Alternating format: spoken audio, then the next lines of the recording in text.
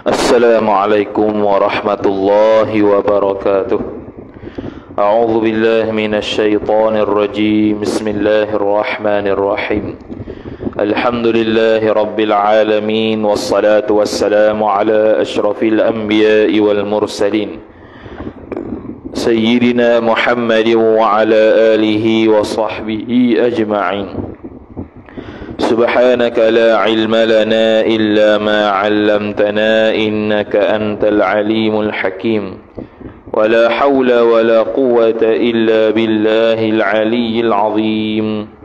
Rabbi shrah li sadri wa yassir li amri wahlul 'uqdatam min lisani yafqahu qawli wasaddid lisani wahdi qalbi bihaqqi nabiyyika Muhammad sallallahu alaihi wasallam.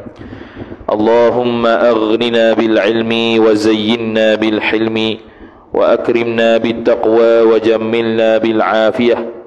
Nawayna at-ta'alluma wat ta'lim wat tadhakkura wat tadhkir wan naf'a wal intifa' wal ifadata wal istifadah wal hatha 'ala at-tamassuk bi kitabillahi wa sunnati rasulih sallallahu alaihi wasallam. ودعاء إلى الهدى والدلالة على الخير ابتغاء وجه الله مرضاته وقربه وثوابه سبحانه وتعالى آمين يا رب العالمين. Kitab Wishahul Afrah wa Isbahil Falah, kita jawi muka surat 21 baris 12 daripada bawah. Qala al-musannifu rahimahullahu ta'ala wa nafa'ana Allah bi'ulumihi wa bi'ulumikum wa bi'ulumi masyayikhina fid darain amin ya rabbal alamin. Kata pengarang Asy-Syaikh Muhammad bin Ismail Al-Fatani rahimahullahu ta'ala, maka harus berbuka aurat di dalam khulwah, di dalam khalwah bagi sekurang-kurang hajat, tetapi makruh dilihat aurat dirinya. Jadi sambung perbahasan berkaitan dengan aurat, maka dia sebut dulu berkaitan dengan aurat di dalam sembahyang. Kerana aurat bagi orang lelaki dia terbahagi kepada 3, iaitu aurat kepada ajnabi, aurat depan mahram, dan aurat dalam sembahyang. Begitu juga orang hamba lelaki, tu hamba tak payah bincang lah. Adapun perempuan, dia ada 4 aurat dia, iaitu aurat depan ajnabi, aurat depan mahram, aurat ketika sembahyang, dan aurat apabila berhadapan dengan orang kafir, orang kafir yang perempuan. Masing-masing ada aurat masing-masing. Maka dia sambung perbahasan pula aurat ketika duduk sendiri-sendiri, tak ada orang lain. Aurat ketika mana duduk sendiri-sendiri, tak ada orang lain. Kalau bagi lelaki hanya perlu menutup kubul dan dubur. Mana pakai spenda pun jadi dah. Adapun orang perempuan kalau duduk sendiri-sendiri, tetap juga kena tutup antara pusat hingga lutut. Kecuali ada hajat untuk buka. Kecuali ada hajat untuk buka. Hajat apa? Kerana sejuk ke, kerana panas ke. Sejuk tak buka, biasa panas lah. Sejuk buka apa? Biasa panas lah, nak bagi sejuk dia pun buka baju semua, telanjang bogek. Boleh. Ataupun mandi ke pun boleh juga. Maka dia sambung kata dia, maka harus berbuka aurat di dalam khalwat, duduk seorang-seorang. Khalwat ni duduk seorang-seorang, duduk seorang-seorang lah, dia tak ada orang lain. Isteri dia pun tak ada, pak dia pun tak ada, anak dia pun tak ada, orang perempuan lain pun tak ada, sendiri-sendiri. Dia khalwat dia panggil. Kalau suami dengan isteri tu la aurata lahuma, tidak ada aurat bagi mereka berdua. Saling boleh tengok satu sama lain, tak ada aurat langsung. Jadi bagi khalwat harus buka aurat bagi sekurang-kurang hajat. Yang ni hajat yang paling rendah. Hajat yang paling rendah boleh buka, boleh buka. Contohnya dia sebut dulu kerana nak bersejuk-sejuk, kerana nak mandi, boleh. Boleh untuk bogel. Harus.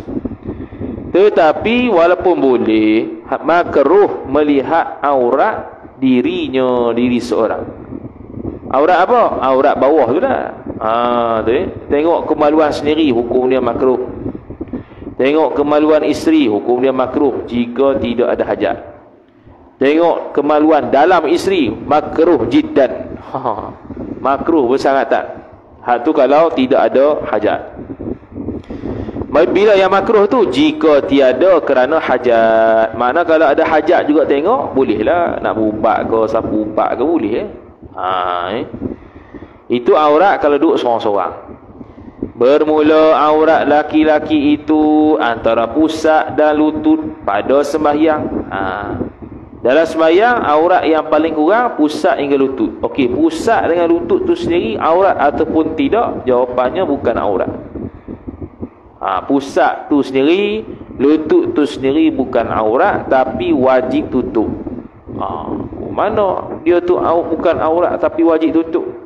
Kerana ada kaedah fiqhnya, ma la yatimul wajibu illa bihi fahuwa wajib. Sesuatu itu tidak akan sempurna kewajipan dia melainkan dengan benda tu, maka benda tu jadi wajib. Sekarang ni kita nak menutup aurat, maka menutup aurat yang auratnya antara pusat dan lutut.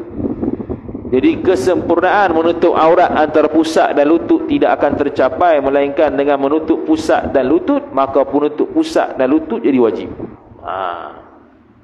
Jadi pusat tu sendiri dan lutut tu sendiri bukan aurat tapi wajib tutup sebab nak menyempurnakan benda yang wajib, iaitu menutup aurat antara pusat dan lutut. Aurat laki-laki yang antara pusat dengan lutut ni pula dia kata pada sembahyang, sama ada sembahyang fardu ataupun sembahyang wajib, sembahyang sunat. Hatta budak-budak laki sekalipun wajib tutup aurat bila nak sembahyang. Kalau dia budak mumayyiz, dia sembahyang dalam keadaan bogel, tak sah. Tak sah. Dan pada segala laki-laki, aurat laki-laki depan laki-laki lain antara pusat hingga lutut juga. Sama ada laki-laki itu bukan mahram ataupun mahram. Bukan mahram makna bukan keluarga kita lah, mahram makna keluarga kita. Dan pada segala perempuan yang mahramnya, yang mahram bagi laki itu, mak dia, nenek dia, pusat hingga lutut tutup. Selain daripada tu boleh buka.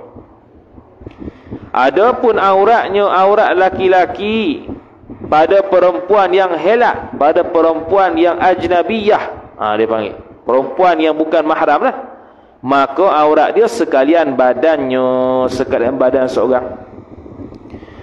Ni disebut dalam kitab-kitab fiqh, aurat lelaki depan ajnabi perempuan ialah seluruh tubuh badan. Cuma kena perincikan seluruh tubuh badan lagu mana, kena pakai niqab ke? Tak payah. Syekh Nawawi Al-Bantani rahimahullahu taala menerangkan dalam kitab Nihayatuz Zin, syarah kepada Qurratul Ain, menyatakan bahawasanya maksud menutup seluruh tubuh badan di hadapan ajnabi adalah dengan makna pakai baju. Pakai baju, pakai seluruh. Pakai baju dengan pakai kain lah. Tidak buka baju depan ajnabi. Itulah.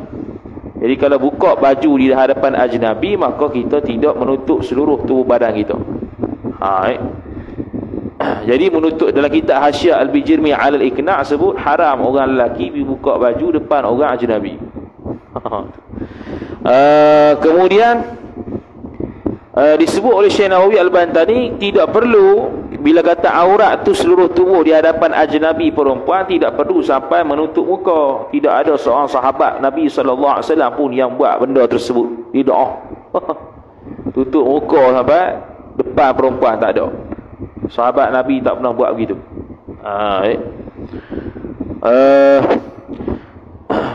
Kemudian bahagian mana yang perlu zahir, iaitu seluruh tubuh badan kecuali anggota yang sibuk buat kerja. Kerana pesen orang lelaki ni sibuk buat kerja. Jadi tangan tu bolehlah buka, jangan pakai sarung tangan pula. Orang perempuan nak bagi cerita. Dia beza dengan perempuan. Perempuan adat dia bukan kerja. Bila adat dia bukan kerja, walaupun kerja juga, tetap dia tu tutup aurat macam biasa. Kita lelaki ni walaupun tu seluruh aurat dia, seluruh tubuh badan di hadapan wanita ajnabiyah, tetapi ada qaid dia, ada dhabit ataupun dia punya arahan ataupun disiplin dia. Jadi itu maksud tutup aurat seluruh tubuh. Aurat kita seluruh tubuh di hadapan perempuan yang ajnabiyah. Bukan suruh pakai niqab, bukan suruh pakai sarung tangan. Itu tak ada. Kemudian kata musannif rahimahullahu ta'ala, batu hilang dah. Dan wajib menutup aurat dan jika nak khalwat, mana dah hilang dah. Buka aurat dalam khalwat. Dia kata mahram. Okey, habis. Dan pada khalwat dua kemaluannya, kemaluan seorang. Bagi laki-laki kalau duduk seorang-seorang, aurat dia ialah tutup dua kemaluan, iaitu kubul dan dubur. Dubur tutup, kubul pun tutup. Tu bagi laki-laki lah. Adapun bagi perempuan disebut dulu antara pusat dan lutut wajib tutup, kecuali kerana ada hajat. Maka hasilnya, kesimpulannya, bagi laki-laki itu tiga aurat. Tiga aurat, iaitu aurat dalam sembahyang, aurat depan mahram, aurat depan ajnabi, perempuan helak. Maka aurat sahaya perempuan, dan jika al-muba'ad ataupun khuntha sekalipun, antara pusat dan lutut pada sembahyang. Dia kata aurat, dia nak bincang aurat sahaya perempuan pula. Saya perempuan ni kalau kita tak tahu pun tak apa, tapi tahu tu untuk melengkapkan lagi ilmu kita lah. Dia kata maka aurat sahaya perempuan, dan jika muba'ad sekalipun. Muba'ad ni dia ada peseng jenis hamba banyak. Hamba ni ada namanya hamba mukatab. Hamba mukatab ni penghulu dia mentaklikkan supaya membebaskan hamba tersebut dengan syarat bayar ke dia secara ansuran berapa ringgit sebulan. Contoh dia kata, aku akan merdekakan engkau dengan bayaran RM50 sebulan dalam tempoh 5 bulan. Jadi selepas 5 bulan dia bayar 50-50, lepas bulan yang kelima dia bayar 50, merdeka lah dia. Tu hamba mukatab. Ada dia panggil lagi hamba muba'ad. Hak ni, hamba muba'ad dia peseng ada dua tuan. Satu penghulu, dua tuan. Penghulu dia ada dua. Jadi seorang penghulu lagi sudah memerdekakan dia. Dia kata aku merdekakanmu. Seorang lagi tak merdekakan dia. Tu dia panggil hamba muba'ad, separuh. Muba'ad ni separuh. Separuh merdeka, separuh hamba. Jadi sebab tu dia sebut jika muba'ad, sebab ada isu. Dah kalau dia ni, dia kan sebahagian merdeka. Aurat dia macam orang merdeka. Tak. Lain. Ataupun khuntha sekalipun, aurat dia antara pusat dan lutut pada sembahyang. Pusat dengan lutut dalam sembahyang. Saya perempuan ni dia macam lelaki sikit. Saya perempuan ni dia macam lelaki. Dan pada laki-laki yang mahramnya, dan pada khalwat, dan segala perempuan, semua aurat dia pusat dengan lutut tu dalam sembahyang.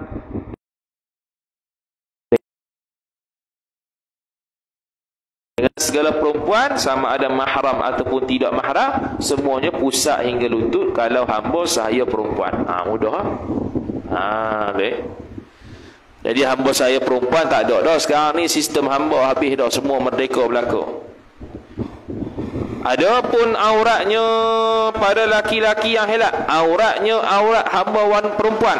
Pada laki-laki yang helak, laki-laki ajnabi, maka sekalian badannya, badan hamba juga. Sekalian hamba kok. Hamba laki-laki, hamba perempuan, bila berhadapan dengan lelaki ajnabi, tetap dia punya aurat seluruh tubuh badan.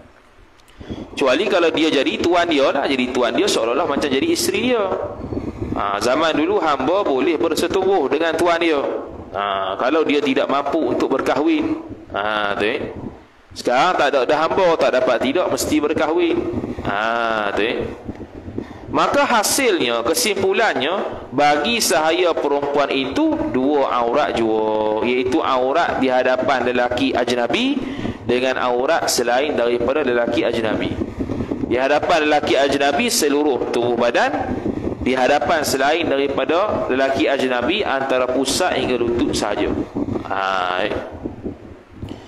Dan aurat perempuan yang merdeka. Ni aurat perempuan yang merdeka. Demikian lagi khunsa, khunsa yang merdeka. Tadi khunsa hamba. Jangan tukar pula. Tadi khunsa hamba. Hak ni khunsa merdeka. Merdeka ni kita lah. Jadi kita perempuan yang merdeka, tak ada tuan kita ni. Ataupun khunsa yang merdeka, bukannya hamba. Dia kata di dalam semayang tu barang yang lain daripada mukanya, muka seorang, dan dua tapak tangannya,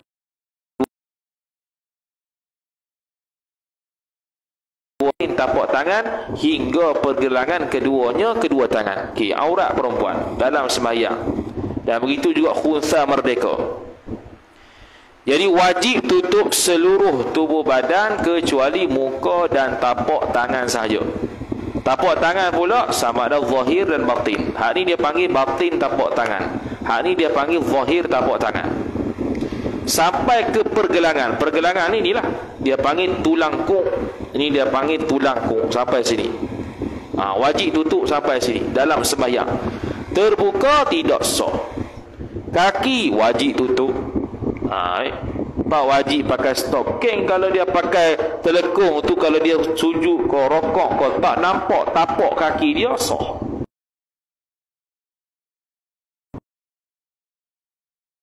Buka aurat tidak sah sembahyang, tak sah. Dia kena tutup belakang kecuali muka dan tapak tangan. Itu aurat dalam sembahyang. Kemudian kata musannif rahimahullah subhanahu wa ta'ala, itu aurat dalam sembahyang untuk perempuan. Maka dua anggota ini bukan aurat di dalam sembahyang. Apa dia? Muka dan tapak tangan tu bukan aurat dalam sembahyang bagi orang perempuan. Bahkan kalau dia tutup muka dia, makruh. Makruh. Kalau dia buat haji umrah ketika ihram, dia tutup muka, kena dam pula. Bahkan apatah lagi kalau dia tu orang yang pakai niqab, dia pakai niqab tutup dahi, waktu sembahyang kena buka kerana dia nak sujud di atas dahi. Kalau dia pakai niqab dalam keadaan dia sujud begitu, tak sah, sebab dia menutup sesuatu daripada sampai dahinya ke tempat sujud. Kena buka. Tu. Kemudian kata musannif rahimahullahu taala. Lepas tu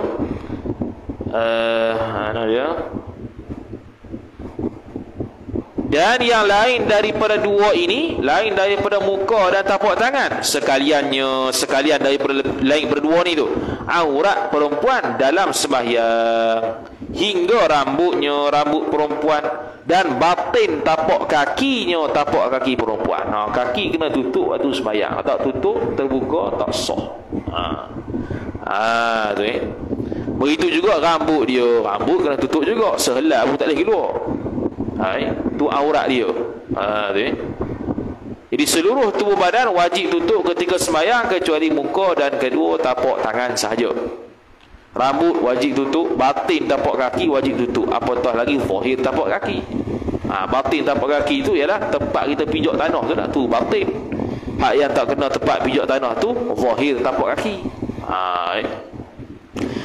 Tetapi memadailah menutup tapak kakinya, tapak kaki seorang perempuan tadi dengan bumi ni, dengan lantai pada ketika berdiri seorang perempuan. Waktu berdiri ya boleh.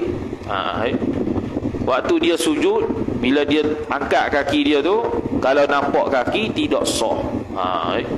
Nampak kaki tidak sah, tak nampak kaki sah walaupun tak pakai stocking. Dia bukan syarat pakai stocking. Syarat menutup aurat, tutup dengan apa, paper ke apa ke, surat khabar ke, kertas A4 ke, mana tahu, boleh lah kau asalkan tak nampak warna aurat pada tempat aurat. Maka jika zahirlah tapak kakinya tapak kaki perempuan, nampak kaki dia, atau tumiknya tumik seorang perempuan tadi pada ketika rokoknya rokok seorang, atau sujudnya sujud seorang, batal sembahyangnya, sembahyang orang tu. Batal. Bila batal tak sah, bila tak sah wajib qada. Tu batin tapak kaki dia. Sebab apa dia? Sebab apa dia letak batin tapak kaki situ? Sebab dia nak bagi peringatan kepada orang perempuan supaya hati-hati. Tempat orang banyak gelecok.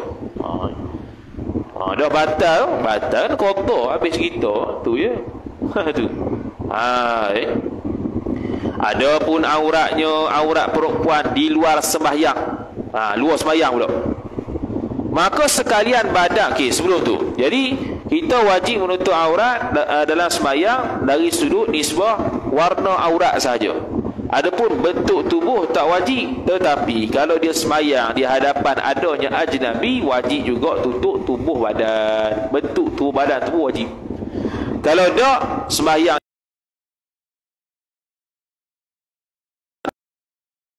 dan ketika sembahyang yang dinampak oleh ajnabi lain. Tapi kalau pakai telekung longgar dah tak apalah. Ni contoh kalau telekung tu jadi nampak tubuh badan punya bentuk. Tu sembahyang rumah boleh, sembahyang di masjid jangan. Adapun auratnya, aurat perempuan tu di luar sembahyang, maka sekalian badannya, badan perempuan tu pada laki-laki ajnabi. Untuk aurat perempuan di luar sembahyang di hadapan laki ajnabi, khilaf ulama. Pandangan yang pertama dan pandangan yang mu'tamad ialah seluruh tubuh badan. Jadi orang ada yang pakai niqab, pakai purdah tu dia ambil pendapat yang kata aurat tu seluruh tubuh badan ditutup belakang. Pandangan yang kedua ialah seluruh tubuh badan kecuali muka dan tapak tangan. Itu pandangan yang kedua dalam mazhab Syafi'i. Dalam kitab Bushrul Karim, syarah kepada matan Al-Muqaddimah Al-Hadramiyah, dia berpandangan begini. Aurat ada dua bagi perempuan depan ajnabi. Pertama, aurat betul, dia panggil aurat hakikat, dengan aurat nisbah pandangan. Aurat nisbah pandangan seluruh tubuh perempuan tersebut. Maka orang lelaki haram melihat perempuan seluruh tubuh dia, mana-mana tubuh dia, kalau tidak berhajat untuk melihat dia. Tak berhajat pun lihat, tengok juga. Haram.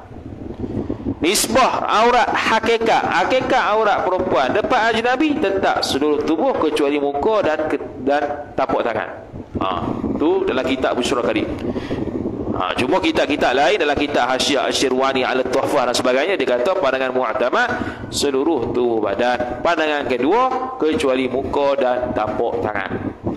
Hak inilah yang biasa diamal dalam masyarakat kita, kecuali sebahagian orang yang mengambil pendapat tutup aurat seluruh tubuh badan, dia pun pakai niqab, dia pun pakai purdah. Jangan duk marah lah. Ni kata pula ni macam ninja peli dia lah. Dia ikut pandangan mu'tamad dan tak dia lah. Duk senyap sudah. Tu perkataan orang jahil belaka lah begitu. Kata korang pula. Kemudian kata musannif rahimahullahu ta'ala, dan auratnya aurat perempuan merdeka pada perempuan yang kafir. Perempuan kafir pun dia ada aurat yang tersendiri bagi orang perempuan orang Islam ni.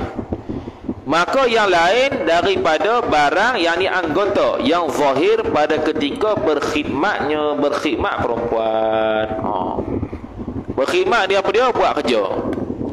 Jadi depan perempuan ajnabiyah kafir, maka dia hanya boleh zahirkan anggota yang mana sibuk untuk buat kerja. Apa tu? Dalam kitab Tuhfatul Muhtaj, Syekh Ibnu Hajar Al-Haytami rahimahullah ta'ala sebut anggota yang tersebut ialah kepala, tangan ni, dan kaki, tangan, kepala dan kaki. Tempat yang boleh buka untuk depan orang kafir perempuan. Selain daripada kepala, selain daripada tangan dan kaki, wajib tutup. Wajib tutup. Jadi dada wajib tutup di hadapan perempuan ajnabiyah yang kafir.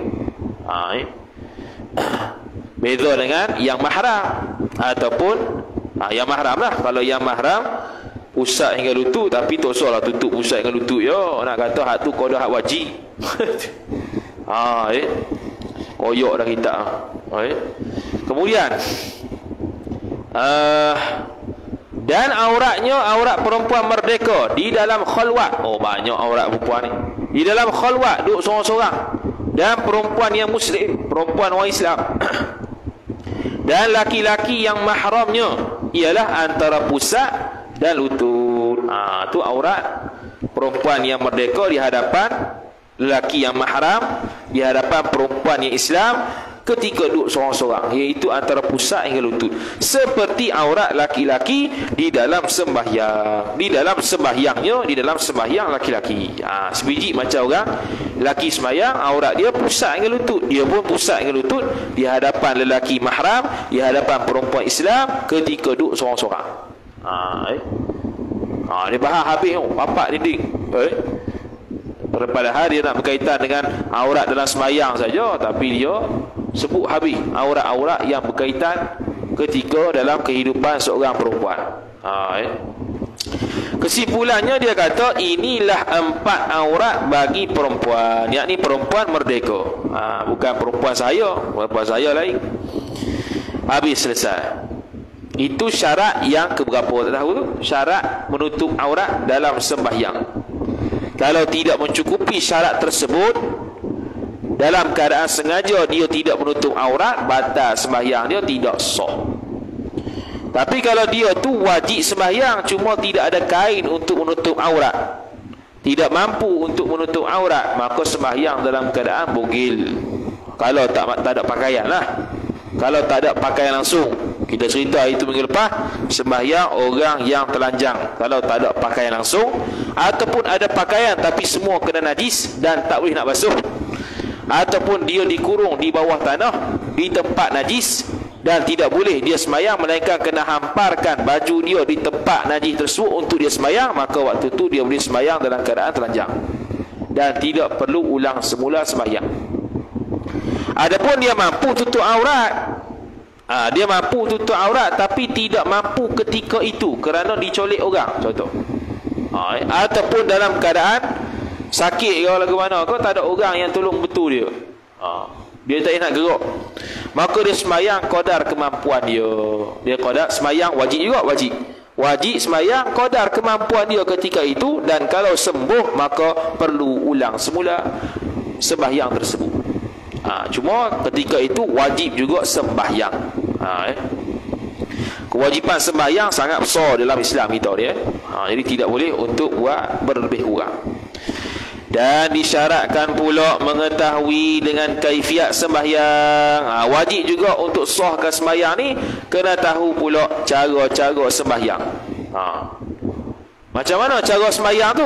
Dengan bahawa membeza ia seorang segala fardunya fardu sembahyang daripada segala sunatnya sunat sembahyang. Kena beza mana fardu, mana sunat dan sembahyang, baru sah sembahyang. Tu kena mengaji. Daripada semua perbuatan yang kita buat, sama ada perkataan ataupun perbuatan, manakah yang sunat, manakah yang wajib. Jadi kalau dia i'tiqad semua tu fardu belaka, tak ada sunat lah dalam sembahyang ni, semua fardu belaka, maka berlaku khilaf di kalangan ulama sah ataupun tidak sembahyang dia pada orang yang alim, pada orang yang reti. Pada khilaf ulama antara sah dengan tidak. Adapun untuk orang awam yang tidak belajar, maka hak tu sah kalau dia i'tiqad semua fardu belaka. Ataupun dia i'tiqad ada fardu, ada sunat, cuma dia tidak tentukan hak mana fardu, hak mana sunat, itu pun sah. Dia tahu dalam sembahyang ni ada sunat, ada fardu, cuma dia tak tentukan rokok ni fardu, dia tak kata itu, rokok ni sunat, dia tak kata itu, maka hak tu sah. Tapi kalau dia tentukan rokok itu sunat, tidak sah. Sebab rokok tu dia i'tiqad sunat padahal fardu. Benda yang fardu dia i'tiqad sunat, atau benda yang fardu dia i'tiqad sunat tidak sah. Benda sunat kalau i'tiqad fardu sah. Sebab fardu lebih tinggi daripada sunat. Jadi kalau dia i'tiqad sunat, dia i'tiqad fardu tu sunat, maka dia sudah merendahkan martabat fardu. Bahkan jika diiktiqad ia seorang akan sekalian perbuatan sembahyang tu fardu, ataupun setengah perbuatan fardu dan setengah perbuatan lagi sunat, dan yakni padahal tiada membeza akan dia akan perbuatan tersebut, dan yakni padahal ia orang tersebut orang awam. Banyak tu. Dan banyak sangat tu. Dia punya jawab tu kat bawah. Dia punya jawab tu kat bawah. Sahlah sembahyangnya. Okey, kita pergi satu-satu. Dia kata jika diiktiqad jika seorang beryakini akan sekalian perbuatan sembahyang tu fardu, maka sah sembahyang dia. Satu. Ataupun setengah perbuatan sembahyang fardu dan setengah perbuatan sembahyang sunat. Dia i'tiqad dalam sembahyang itu ada fardu, ada sunat, dan yakni padahal tiada membeza akan dia akan fardu dan sunat. Dia tak bezakan, hak ni fardu, hak ni sunat, dan yakni padahal ia orang tersebut orang awam, maka sah sembahyang dia. Sah. Tu masalah kedua. Sah sembahyang. Adapun orang lain khilaf. Ada yang kata sah juga, ada yang kata tidak sah. Dan tiada ia seorang i'tiqad dengan fardu itu akan sunat. Dia tidak i'tiqad benda fardu tu sunat, maka semua masalah tu sahlah sembahyangnya, sembahyang seorang. Dia tak i'tiqad benda fardu tu sunat. Dia tak kata rokok ni sunat lah. Dia tak kata. Dia tak kata i'tidal ni sunat lah. Dia tak kata. Kalau dia ta'yin, dia i'tiqad kata i'tidal sunat, tak sah sembahyang. Tu. Kalau benda yang sunat dia i'tiqad fardu, sah sembahyang, tak apa. Kalau dia kata i'tidal dengan rokok ni ada yang sunat, cuma dia tidak tentukan yang mana sunat, itu pun sah sembahyang dia. Itu disebut dalam kitab Bushrul Karim. Dia i'tiqad antara i'tidal dengan rokok ni ada yang sunat lah, cuma dia tidak ta'yinkan, dia tidak tentukan mana yang sunat tu. Hak tu sah juga sembahyang dia.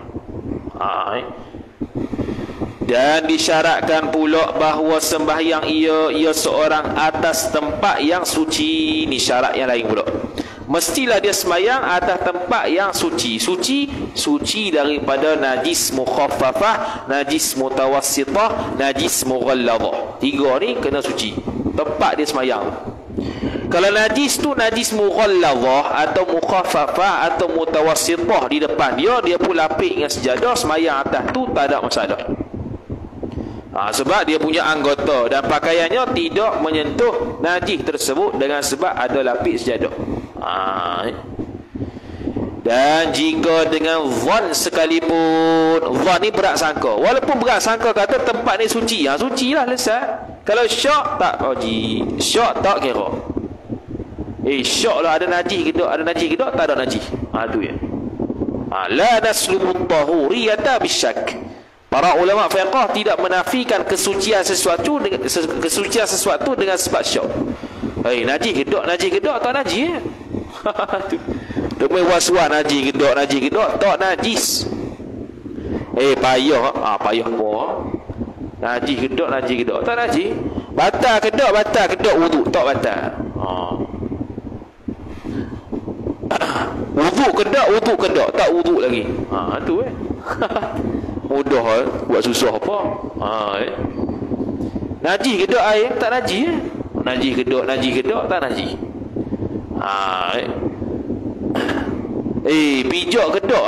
Pijak kedok tai anjing, pijak kedok tak pijak. Gitu ya. Tapi beza pula gini. Ni tahi kucing ke tahi anjing? Tu lain pula. Tu tahi nafi lah. Tu nampak putih ke tahi tu. Tu tahi anjing ke tahi kucing, maka hukum dia tahi kucing. Dia ambil hak paling ringan. Dan jangan ada bersentuh satu suku, satu bahagian daripada badan seorang atau pakaian seorang dengan najis pada ketika qiyam seorang diri, atau duduk seorang, atau rokok seorang, atau sujud seorang. Jangan sentuh sikit apa pun. Ini najis mana ni? Najis yang tak dimaafkan saja. Adapun najis yang dimaafkan tidak ada masalah.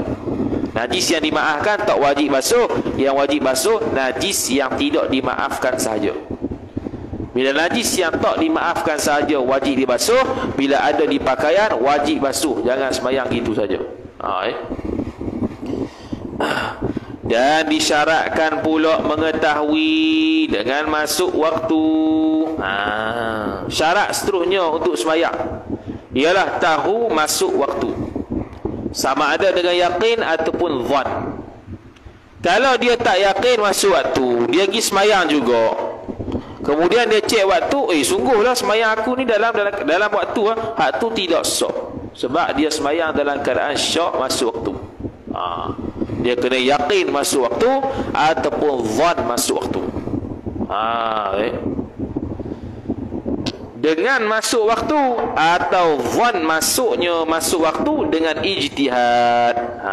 Ataupun dia ni tak ada jam, dia duduk dalam hutan, dia pun ijtihad lah waktu. Ijtihad tu seperti dengan wirid daripada Quran.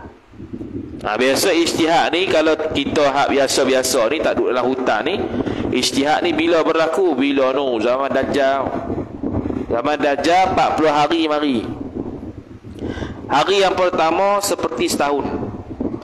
Setahun tu siang. Bila setahun tu siang, isyak kena takdir ijtihad waktu dia, maghrib takdir ijtihad waktu dia, asar takdir ijtihad waktu dia. Semua siang berlaku. Dan puasa Ramadan pun kena ijtihad juga. Ketika itu setahun dia siang, tak ada malam. Baik. Andai kata waktu zaman tu ada jam, selesai jam je lah. Kalau dia pun rampas jam tu, tak habis cerita kita ni, kena ijtihad. Ataupun mutalaah. Dia mutalaah kita. Aku biasanya baca ni sampai sini, ni habis 2 jam masuk dah suhu. Dia ijtihad begitu. Mutalaah kita. Mengaji kita ke. Atau umpamanya seperti menjahit. Dia buat lagi. Seperti menjahit dan kokok ayam atau umpamanya. Hak tu semua ijtihad waktu berlaku. Rasa-rasanya ayam aku ni terlatih. Kalau ayam tak terlatih tak boleh lah. Dia main kokok ikut dan tak boleh lah tu. Ni ayam terlatih dah. Biasanya kuih waktu subuh dia kokok. Waktu subuh dia kokok. Boleh pakai. Ayam lagi bijak daripada kita. Walaupun siang hari terang benderang, biasanya malam dia kokok kali. Kita tak bangun lagi. Ada lagi bagus pula. Ayam tu pula kokok tiap waktu. Tu lagi bagus. Setiap masuk waktu dia kokok. Setiap masuk waktu dia kokok. Tu hebat tu. Tu boleh buat panduan, jangan mati tak boleh sembelih kawan tu. Tu. Atau umpamanya, dahlah umpama dia buh lagi contoh. Seperti suara himar tu. Himar tu keldai. Seperti suara himar yang sudah dicubakan. Apa dicubakan? Dah teh dah. Dia ni terlatih. Kata kalau dia ni akan bersuara bila masuk waktu sembahyang. Masuk tu. Bila dia bersuara tu, bunyi himar tu, maka masuk waktu sembahyang. Sama juga kokok ayam. Kokok ayam ke, apa-apa binatang lah, burung ke, kambing ke. Kambing tu bila dia mengembek saja, masuk waktu. Hebat tu. Kita kena pelihara kambing itu, tak boleh sembelih. Seperti betul yang sudah, dan dikehendaki ijtihad dengan yang tersebut itu, seperti bahawa ta'ammul menjahit seorang, adakah ia bersegera padanya atau tiada. Dia kata gini, apa maksud ijtihad dengan benda tadi tu? Dia pun sebut, dan dikehendaki ijtihad dengan yang tersebut itu, seperti bahawa ta'ammul ni perhati elok. Kata menjahit seorang tu, adakah ia jahit tu bersegera padanya pada waktu atau tiada. Dengan mana dia test dah dulu. Dia perhati tengok waktu aku jahit baju siap 2 baju ni memang masuk waktu lah. Masuk waktu tepat ke, lewat ke, atau segera ke, atau lebih awal waktu ke, atau lambat pada waktu ke, atau dah masuk waktu ke. Dia test dulu. Tak boleh buat lebih kurang Tengok sokmo-sokmo dah jadi dah begitu, maka barulah boleh jadikan panduan. Dan kokok ayam, adakah ia kokok ayam tu dahulu, yakni sebelum daripada adat kokok ayam atau tiada? Kena cek dulu, kena perhati dulu. Dia kokok ayam ni, biasanya kokok ayam ni waktu subuh ke semua ke sekali-sekala je. Kalau sekali-sekala tadi buat panduan sekali-sekala je. Kadang luar waktu, kadang sebelum waktu, kadang dalam waktu. Tu tak boleh ada. Tapi kalau tengok semua subuh ni dia kokok selalu. Zuhur, asar, maghrib, isyak tak ada. Sejak kawan tu duduk dalam kadang. Waktu subuh dia akan kokok. Boleh terima tu. Dan demikianlah kiah lain pula. Maka tiadalah harus sembahyang dengan semata-mata berpegang akan yang tersebut tadi kokok ayam apa semua tu, dengan ketiadaan ijtihad padanya pada waktu tersebut. Kena tengok ijtihad dari sudut kokok ayam tu lagu mana. Tengok dia ni kokok ayam tu ke tak, sebelum daripada kita nak guna dia ni, dia pernah kokok ayam ni tepat tak masa dia? Tepat. Boleh guna, kita ijtihad guna tu. Tapi tak tepat tak boleh guna, kena ijtihad cara lain pula. Tapi ijtihad waktu ni jarang berlaku lah, kecuali kalau kita duduk dalam hutan tu, duduk seorang-seorang ke, ada program ke, tak ada azan, matahari tak nampak, bulan tak nampak, matahari tak nampak, bulan tak nampak, bintang tak nampak, tu memang betul-betul hutan tebal. Tu kena ijtihad. Maka jika ia seorang sembahyang dengan ketiadaan mengetahui masuk waktu, ataupun zon masuk waktu, dengan ijtihad tiada sah sembahyangnya. Kalau dia tak yakin masuk waktu ke tak, walaupun berbetulan waktu dengan sembahyang dia tu sama waktu, bila sama tu lepas daripada sembahyang baru tahu, tu tidak sah. Ataupun zon masuk waktu, tiba-tiba dia tidak zon, dia tak zon langsung, dia tak yakin langsung, dia sembahyang juga, tidak sah. Wallahu ta'ala a'lam. A'udzu billahi minasyaitonir rajim. Bismillahirrahmanirrahim. Alhamdulillahi rabbil alamin, wassalatu wassalamu ala asyrafil anbiya'i wal mursalin sayyidina Muhammadin wa ala alihi wa sahbihi ajma'in. Allahumma zidna ilma warzuqna fahma. Allahumma zidna ilma warzuqna fahma. Allahumma zidna ilma warzuqna fahma. Wa sallallahu ala sayyidina Muhammad wa ala alihi wa sahbihi wa baraka wa sallam. Walhamdulillahi rabbil alamin. Wassalamu alaikum warahmatullahi wabarakatuh.